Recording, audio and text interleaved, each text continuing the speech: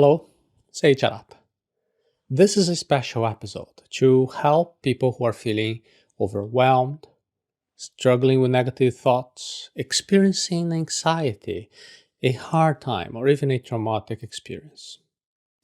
All of this can be very difficult to overcome, but as you may already know, sometimes the people who want to help us the most can also make things harder for us.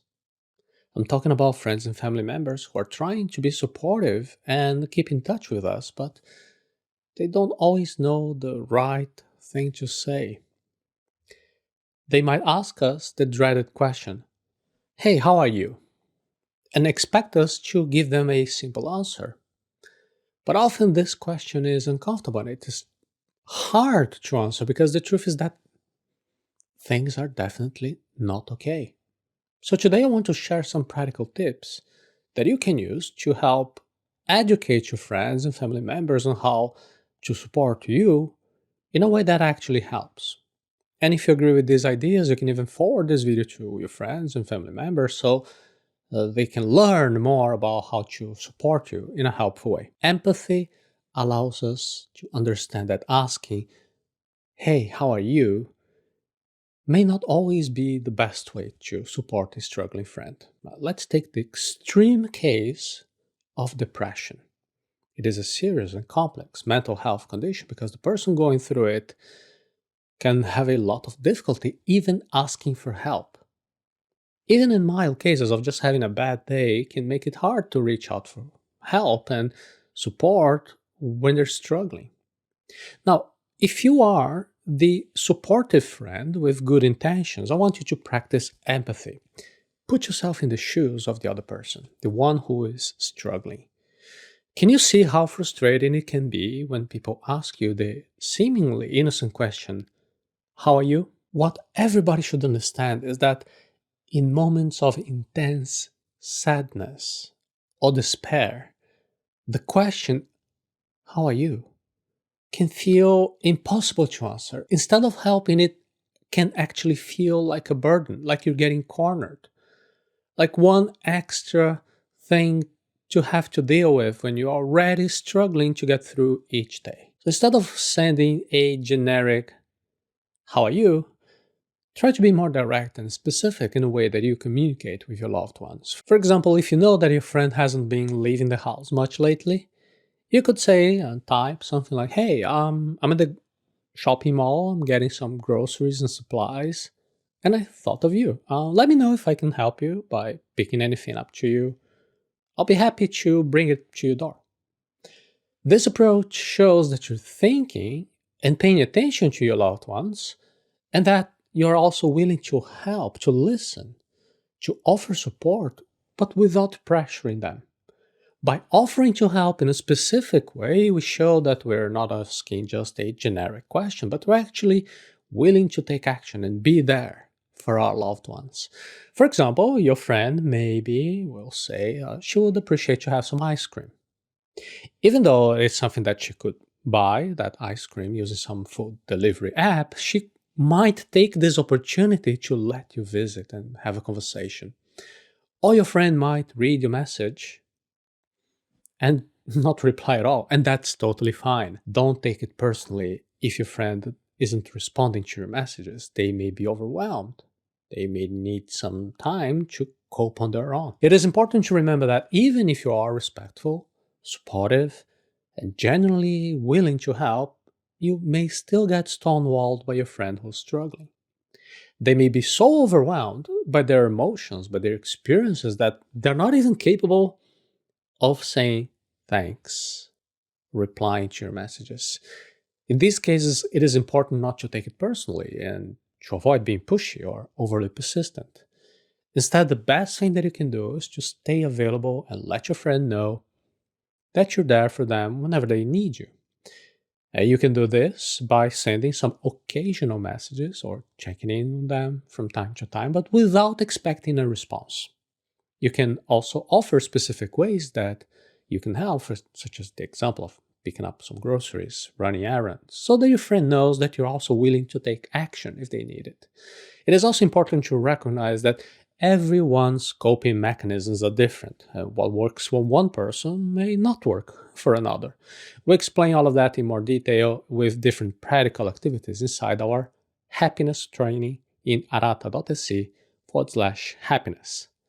Now, just keep in mind that your friend may not be ready to talk, to accept help right now, and that's also okay. The most important thing is to be there for them and let them know that you're available whenever they're ready to reach out. It's natural to feel frustrated or helpless when someone you care about is going through a tough time. But it's also important to remember that you can't force them to accept your help or to just go and open up to you. The thing is that you have to be patient, understanding, non judgmental, and to respect your friends' boundaries and needs. And by doing this, you can show that you're there for them, that you care, that even if they're not ready to talk or accept your support right now, it's okay. Always remember, insensitivity and cluelessness are not the reasons behind how are you. For some people who are hurting a lot, it can even feel like these friends and family members are being sensitive or clueless when they ask this question because, well, the truth is that you're absolutely not okay and it should be obvious, right? It seems unreal that on top of everything, you also need to come up with a way to handle your pain and also get into some sociable mode. It's just too difficult to explain what's going on and verbalize it. But the truth is that your friends and family members are not being insensitive or clueless. They are asking this question because they care about you. They want to know how you're doing.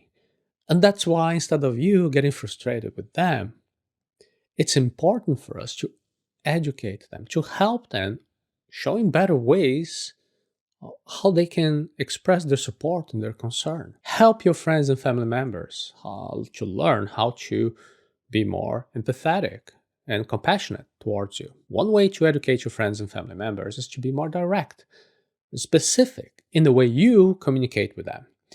So in the case you're able to actually pick up your phone and reply back saying, yeah, I'm fine, or nah, I'm not okay, sad emoji. Pause for a moment. Instead of hitting send, try to be more open, more honest about your feelings, your experiences. For example, you could say something like, hey, I'm feeling really overwhelmed and anxious right now. And it's helpful to have your support and understanding.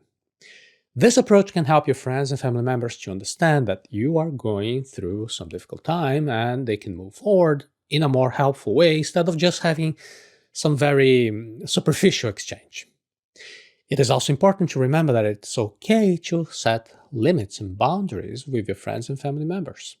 So if you need some space, some time to yourself, it's okay to let them know that you need to take a break from socializing or even talking about your feelings. You don't have to be available to them 24/7.